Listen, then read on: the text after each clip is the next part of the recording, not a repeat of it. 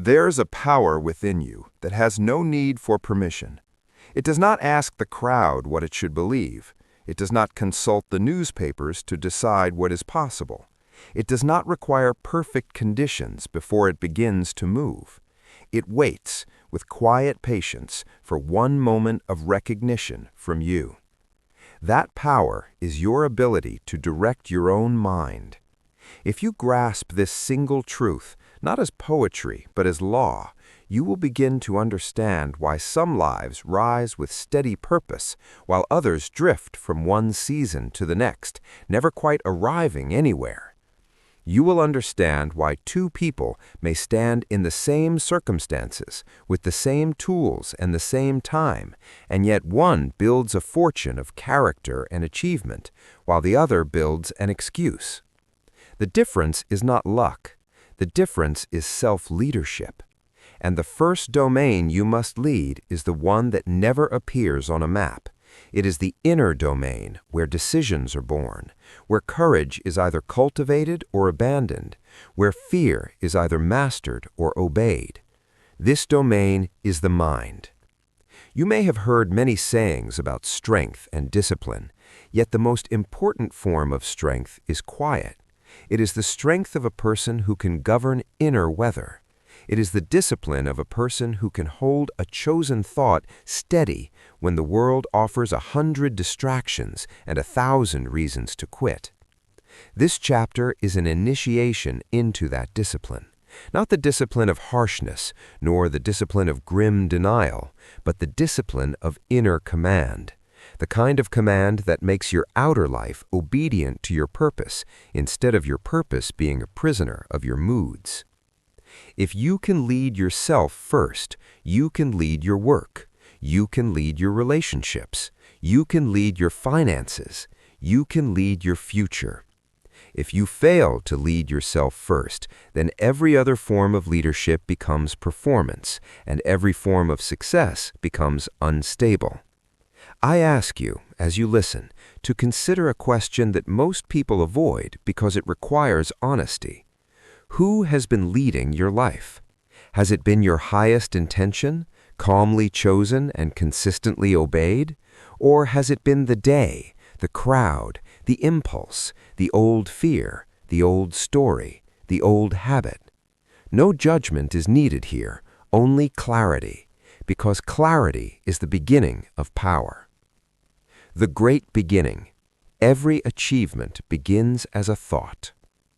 Not a passing wish, not a fleeting daydream, a thought held long enough, repeated often enough, and honored consistently enough to become a plan, then a habit, then a result. This is why you must take your thinking seriously. You have been entrusted with a creative instrument of tremendous power. Your mind can become a workshop of design, or it can become a warehouse of neglected intentions. Your mind can be the throne of a wise ruler, or the playground of impulses that come and go. Most people never receive instruction in this. They receive instruction in tasks, in duties, in rules, in manners, in procedures. Yet almost nobody is taught the art that governs all arts, the art of directing thought.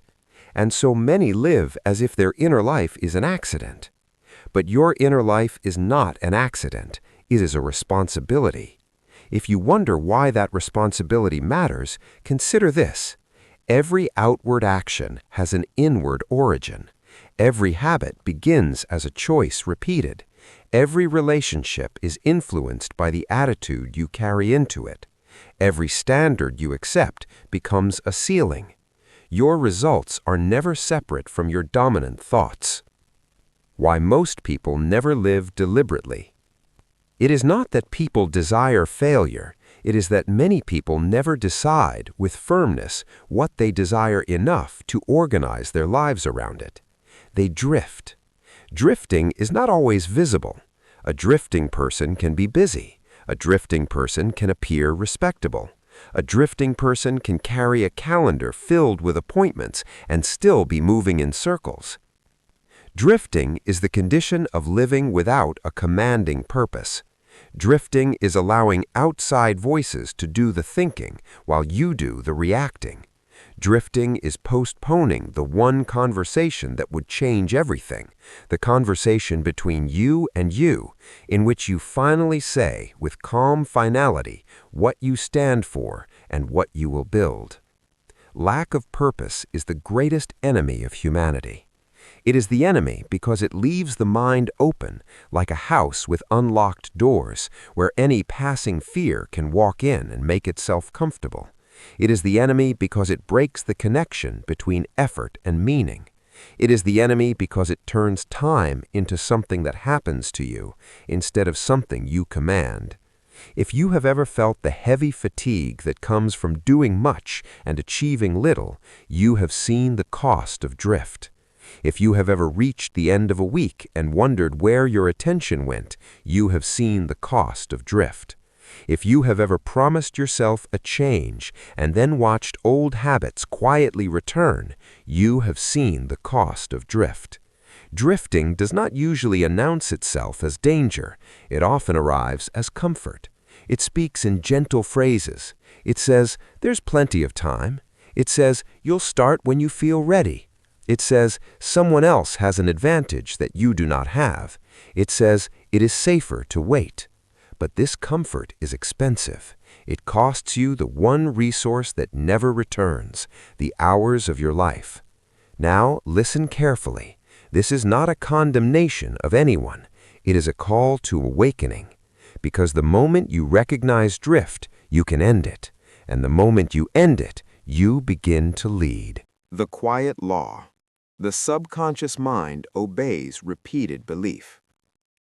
There is a part of you that does not argue. It does not reason like the conscious mind.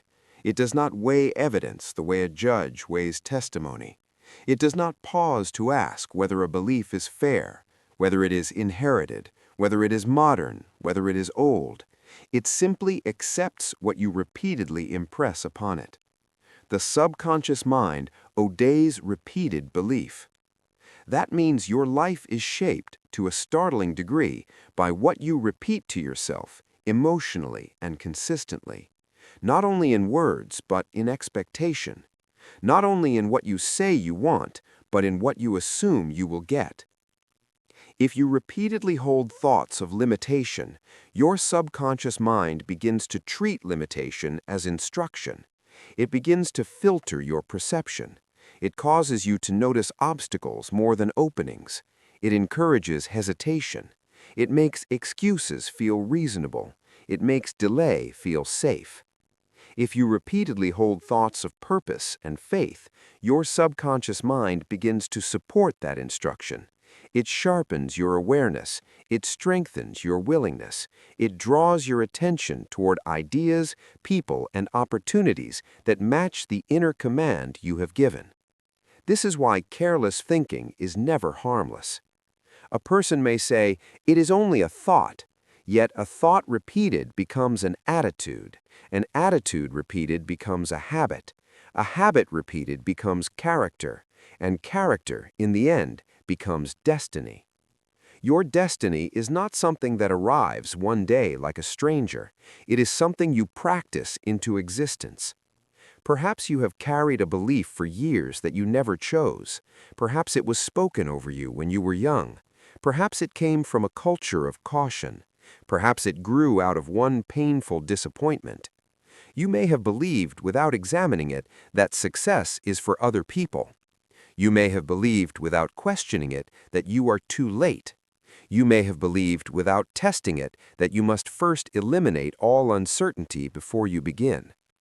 These beliefs are not facts, they are suggestions, and suggestions repeated become commands. Here is the liberating truth. If belief can be installed, belief can be replaced. You can become the author of your own inner instructions. That is self-leadership. The discipline of inner instruction. Auto-suggestion is a refined term for a simple practice, the deliberate feeding of the subconscious mind with the thoughts you choose to become. Whether you use this practice consciously or unconsciously, you are using it every day. You are always suggesting something to yourself. The only question is whether your suggestions are designed or accidental. Your environment suggests. Your past suggests. The fears of other people suggest. The entertainment you consume suggests. Your own habitual inner speech suggests. If you do not lead yourself first, these influences will lead you. Self-leadership requires that you become intentional about what you impress upon the inner mind. It requires repetition because the subconscious mind learns through repetition. It requires feeling because emotion is the language that sinks deepest. It requires persistence because old patterns do not leave at the first request. This is why a single inspirational talk may lift you for an evening, yet fail to change your life. The subconscious mind is not changed by novelty, it is changed by consistency. You must speak to yourself with the steadiness of a teacher and the firmness of a commander, not with anger, not with desperation, with calm authority. If you want your life to become orderly, your thinking must become orderly. Discipline of thought creates discipline of action. You will notice something important when you practice this. Your outer actions begin to follow your inner arrangement. Your day becomes less scattered. Your decisions become less delayed. You begin to feel a quiet strength that does not depend on applause. That strength is self-trust being rebuilt. The first enemy of leadership: fear. Fear is the most destructive habit of the mind. Fear is not only a feeling, it becomes a philosophy when it is repeated. It becomes a lifestyle when it is obeyed. It becomes a prison when it is left unchallenged. Fear has many faces: fear of poverty, fear of criticism, fear of failure, fear of success, fear of being misunderstood, fear of appearing inexperienced, fear of being alone, fear of changing, and fear of staying the same. Yet beneath these faces is one common demand. Fear demands that you surrender your direction. Fear says, delay. Fear says, reduce your dreams so that you do not feel exposed. Fear says, hide your intention. Fear says, choose what is safe, even if it is small. A person who cannot lead fear cannot lead anything else for long, because fear will seize the steering wheel at the moment of pressure. It will speak as if it is wisdom. It will offer endless reasons that sound responsible. It will quote the failures of others as if those failures are your future. Yet fear is weakened by a single force: deliberate action guided by purpose. You do not need to eliminate fear to lead yourself. You need to refuse fear the right to decide. You can feel fear and still act. You can feel doubt and still move. You can feel uncertainty and still hold your purpose steady. The key is not emotional perfection. The key is inner command. If you want a practical method, use this one. When fear appears, reduce it to specifics. Ask, what exactly am I afraid will happen? Ask, what evidence supports that story? Ask, what evidence contradicts it? Ask, what is the smallest courageous action I can take today that proves I am not governed by this fear? Then do that action, not tomorrow, today. This is how fear is untrained, not by argument, but by repeated proof. Faith is a state of mind you can cultivate. Faith is often treated as though it is granted to a few and withheld from the many. Yet faith is not a rare possession. Faith is a cultivated state of mind. Faith is the ability to hold a chosen vision, to maintain a confident expectancy, even while the outer world still appears unfinished. Faith is not denial. Faith does not pretend that obstacles are pleasant. Faith does not refuse to see facts. Faith simply refuses to interpret present facts as final. Faith is the decision to live as if your purpose is real now, even while the results are still forming. This matters because the world tests every serious person. It tests not only skill, but steadiness. It tests not only talent, but endurance. It tests not only intelligence, but inner order. A person without faith becomes fragile under testing. He begins to bargain with his purpose. He becomes dependent on immediate praise. He becomes dependent on quick evidence. He begins to quit in the silent places where no one can see the quitting, but where all quitting begins. A person with cultivated faith becomes resilient. He adjusts methods without abandoning aim. He treats delay as part of the process, not as a verdict. He holds his inner posture steady. If you desire to lead yourself first, you must practice faith as a daily discipline. You must feed the mind with the ideas that strengthen it. You must speak your purpose to yourself until it feels natural. You must refuse to make temporary conditions into permanent identity. Faith grows when you keep your own promises. That may sound too simple, yet it is profound. Each time you do what you said you would do, you deposit evidence in the inner bank of self-trust. Over time, that evidence becomes faith. Faith is not merely belief in a favorable outcome. Faith is belief in your capacity to persist until you create the outcome. The great divider, definite purpose. You can measure a life in many ways, but there is one measure that predicts nearly everything else: definiteness of purpose.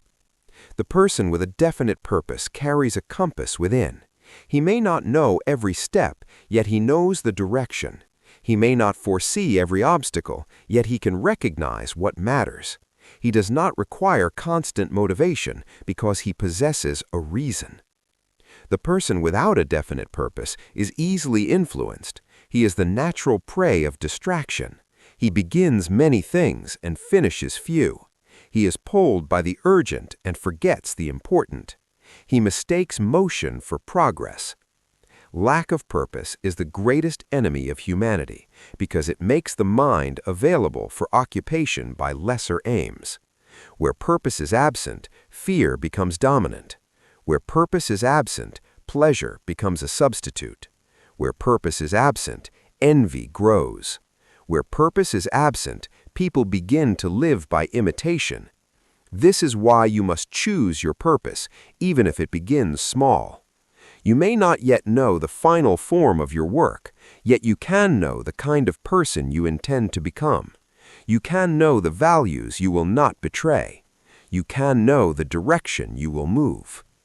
Purpose begins the moment you stop asking, "What will life give me?" and begin asking, "What will I build with the life I have been given?" A definite purpose is not merely a sentence you write. It is a decision you protect. You protect it from the noise of other people's doubts. You protect it from the temptation to compare your beginning to another person's middle. You protect it from the habit of delay. You protect it from the small compromises that seem harmless, but that slowly train the mind to accept drift. Your purpose is not fragile by nature. It becomes fragile when you treat it as negotiable. Mental order, the architecture of a directed life. There is a form of success that looks impressive and still feels empty. There is a form of achievement that produces applause and still produces anxiety. That success is often built without mental order. Mental order is the arrangement of your inner life so that your thoughts support your aims instead of sabotaging them. It is the habit of selecting what you will focus upon. It is the habit of refusing what you will not entertain. It is the habit of governing your mind rather than being governed by it. Discipline of thought creates discipline of action because action follows attention. What you hold in mind tends to appear in conduct. What you repeatedly imagine tends to become what you repeatedly attempt. If you want to know what your life will look like in 5 years, examine what you repeatedly think about now. Not what you claim to value in conversation, but what you return to in solitude. Not what you hope is true, but what you rehearse in the private theater of the mind. The mind becomes what it feeds upon. Mental order also means this: you stop allowing your day to begin with surrender. Many people begin the day by handing their attention away.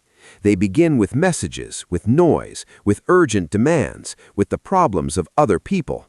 Then they wonder why they feel scattered, why they feel behind, why they feel tired. A leader begins differently. A leader begins by establishing the inner tone. If you want to lead yourself first, begin each day by returning to your purpose.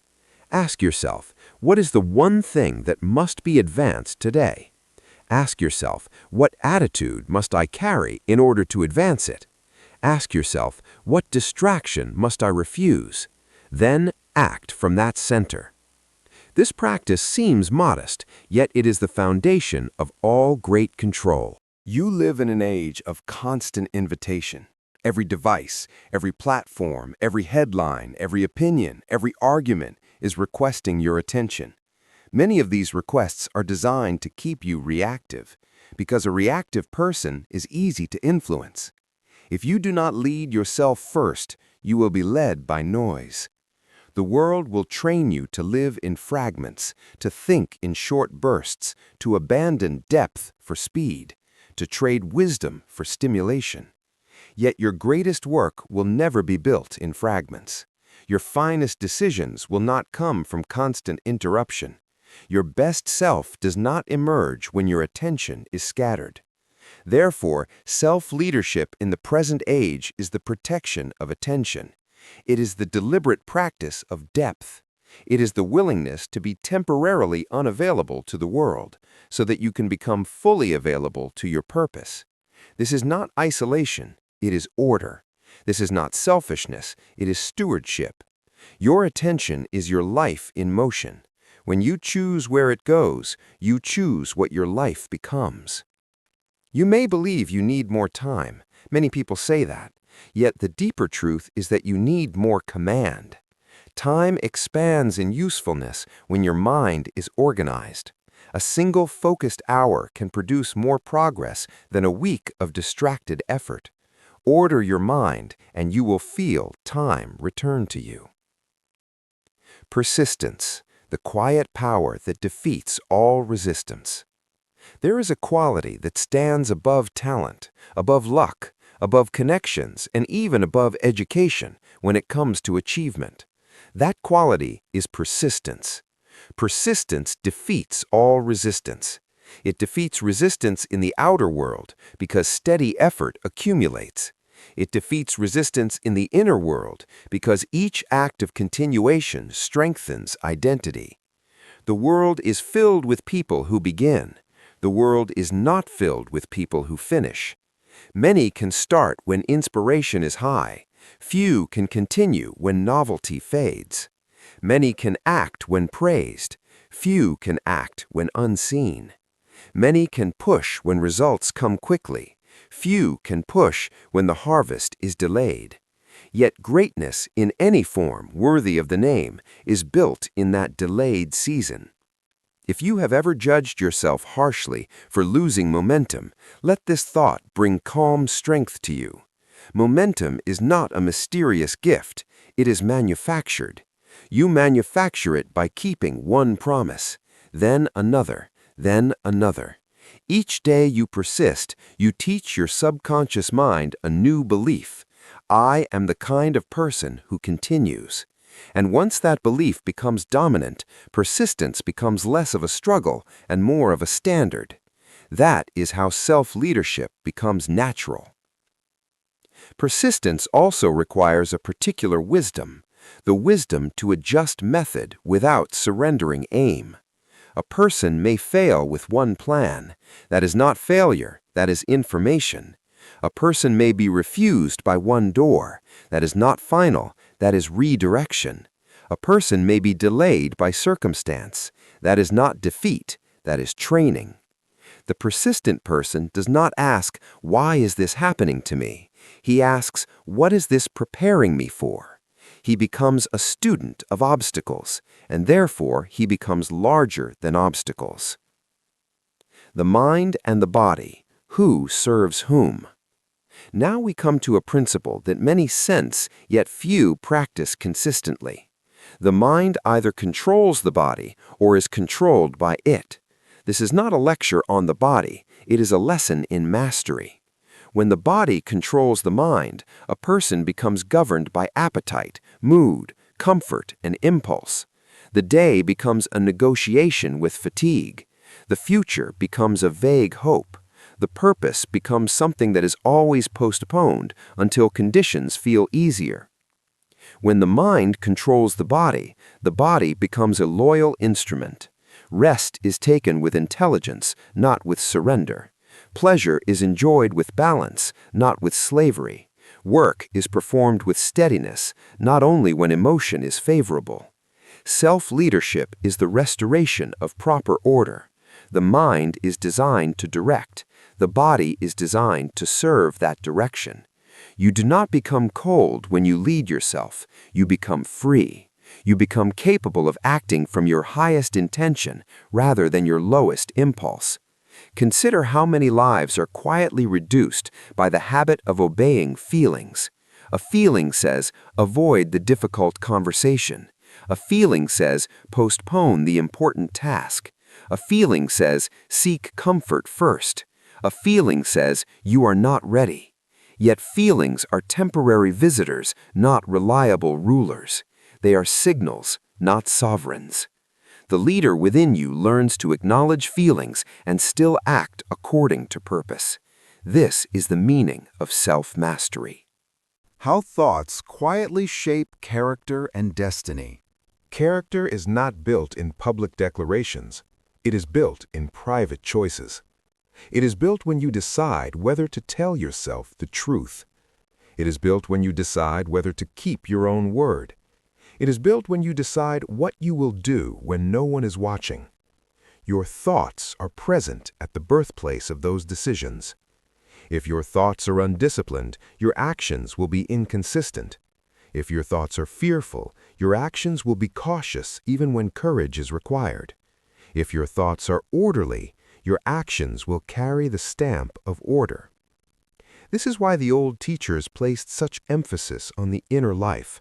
They understood that the visible world is downstream from the invisible. You may feel at times that your life is shaped by external forces, and in many ways it is. Yet even those external forces must pass through a filter, your interpretation. Two people can receive the same criticism. One becomes bitter, the other becomes better. The event is the same, the thought is different, therefore the destiny is different. Two people can face the same setback. One quits, the other persists.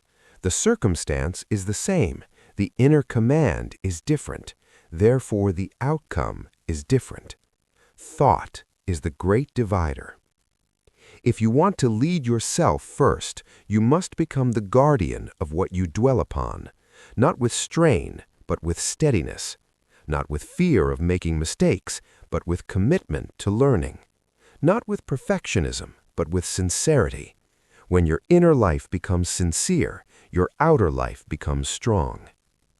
The private agreement that changes everything. There is a moment in the life of every person who awakens when he makes a private agreement. It is an agreement that may never be spoken aloud, yet it becomes the turning point of the entire story. It sounds like this: I will no longer be ruled by whatever happens around me. I will no longer live by borrowed opinions. I will no longer accept drift as normal. I will decide what I stand for. I will decide what I build. I will train my mind to support my purpose. I will persist until the inner decision becomes outer reality. This agreement is not dramatic, it is quiet. Yet once made, it begins to reorder everything. It changes what you tolerate. It changes what you study. It changes whom you listen to. It changes what you do with your mornings. It changes what you do when you feel tired. It changes what you do when fear speaks. It changes how you interpret setbacks. It changes your identity. You may be waiting for a grand sign. You may be waiting for certainty. You may be waiting for confidence to arrive like a gift. Yet leadership does not begin with certainty. Leadership begins with decision. Confidence often follows action, not before it. Clarity often follows commitment, not before it. Strength often follows responsibility, not before it. If you want to lead yourself first, you must begin while you still feel incomplete. The purpose does not require perfection, it requires loyalty. Practical self-leadership, the daily method. Now let us speak in practical terms with the simplicity that great laws deserve. You lead yourself first through a method, not a mood. Here is a method you can adopt without fanfare and without delay. First, write a definite purpose statement. Make it plain, make it specific, make it noble enough to inspire effort and practical enough to guide decisions. Read it each morning and each evening, not as a ritual, but as instruction. Your purpose statement may include what you build, whom you serve, what value you deliver, and what character you will embody while doing it. Second, use auto-suggestion with feeling. Choose a few sentences that represent the person you are becoming. Speak them slowly. Speak them with calm authority. Repeat them daily. The subconscious mind responds to repetition, and it responds to emotion. You are not begging, you are commanding. Third, choose one primary objective each day. Do not choose 10, choose one, the one action that advances your purpose more than the others. Complete it early, before distraction gains strength. This is how a scattered life becomes a directed life. Fourth, practice the discipline of refusal. Refuse conversations that poison your mind. Refuse entertainment that leaves you empty. Refuse habits that dull your ambition. Refuse the inner voice that repeats old limitations. Refusal is not negativity. Refusal is leadership. Fifth, build persistence through a simple rule. When you feel resistance, reduce the task until you can move, then move. Action, even small action, breaks the spell of delay. Over time, your identity shifts. You become a person who continues. Sixth, end each day with an accounting. Ask, did I lead myself today or did I drift? Ask, what thought ruled me? Ask, what fear attempted to decide for me? Ask, what purpose did I honor? Then make one adjustment for tomorrow. This is how growth becomes inevitable. None of these practices require special talent. They require sincerity. They require repetition. They require the willingness to be the leader of your own inner life. A word about loneliness and the price of direction. When you begin to lead yourself first, you may notice something that feels unfamiliar. The path becomes quieter. Not because you have lost people, but because you are no longer living by constant external approval. You begin to prefer substance over noise. You begin to value your own counsel. This quiet can feel like loneliness to those who are accustomed to distraction. Yet it is not loneliness. It is independence. It is the sound of a mind returning to its own center. You may also find that some people resist your change.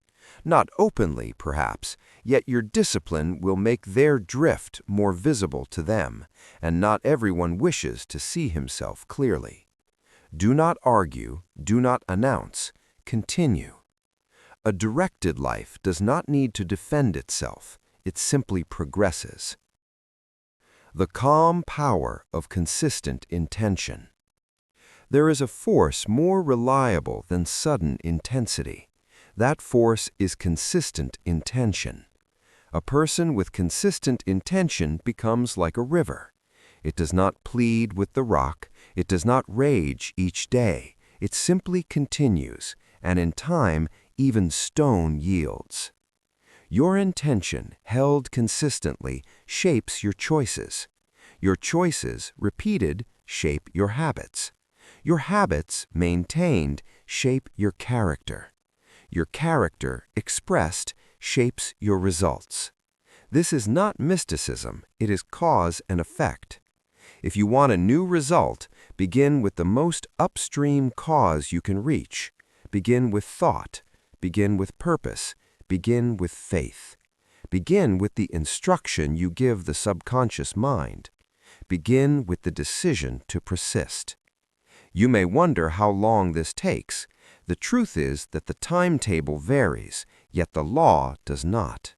The seed does not become a tree overnight, yet it becomes a tree inevitably if it is not destroyed and if it is nourished. So it is with your inner work. Do not demand instant transformation. Demand daily sincerity. Do not require yourself to feel powerful every moment. Require yourself to act with dignity. Do not insist upon constant ease. Insist upon consistent direction. The closing charge, personal responsibility. Now we come to the final reminder, the one that ends all excuses and begins all freedom. Your life is your responsibility. Not your fault for every hardship, not a denial of injustice, not a refusal to see the realities of your environment. Yet responsibility remains, because no one can take command of your mind for you. If you do not lead yourself, someone or something else will attempt to do it. The crowd will lead you. Old fears will lead you. Old habits will lead you. The urgency of the moment will lead you. Yet you were not designed to be led by accidents. You were designed to choose. You were designed to direct. You were designed to build. Every achievement begins as a thought, and therefore your first responsibility is to choose the thoughts that will become your achievements. The subconscious mind obeys repeated belief, and therefore your responsibility is to repeat the beliefs that serve your highest purpose. Lack of purpose is the greatest enemy of humanity, and therefore your responsibility is to define your purpose and protect it. Faith is a state of mind that can be cultivated, and therefore your responsibility is to cultivate it through daily instruction and daily action. Persistence defeats all resistance, and therefore your responsibility is to continue when the early excitement fades. Discipline of thought creates discipline of action, and therefore your responsibility is to bring order to your mind so that order may appear in your work. Fear is the most destructive habit of the mind, and therefore your responsibility is to refuse fear the right to decide. The mind either controls the body or is controlled by it, and therefore your responsibility is to place the mind back on its rightful throne. If this sounds demanding, then listen to the deeper message beneath the demand. It is reassurance. Because if responsibility is yours, then power is yours. If command is yours, then change is yours. If the mind is yours to direct, then the future is not merely something that happens. The future is something you can shape, one thought at a time, one decision at a time, one day at a time. So tonight or tomorrow morning or in the next quiet hour when you are alone with yourself, make the private agreement. Decide what you will build. Decide what you will no longer tolerate. Decide what you will repeat to your own mind until it becomes belief. Decide what fear will no longer control. Decide that you will persist. Then begin, not with noise, but with order. Begin with one disciplined thought. Begin with one deliberate act. Begin with one promise kept. Lead yourself first, and you will discover with calm certainty that the world begins to make room for the person who has learned to govern his own mind.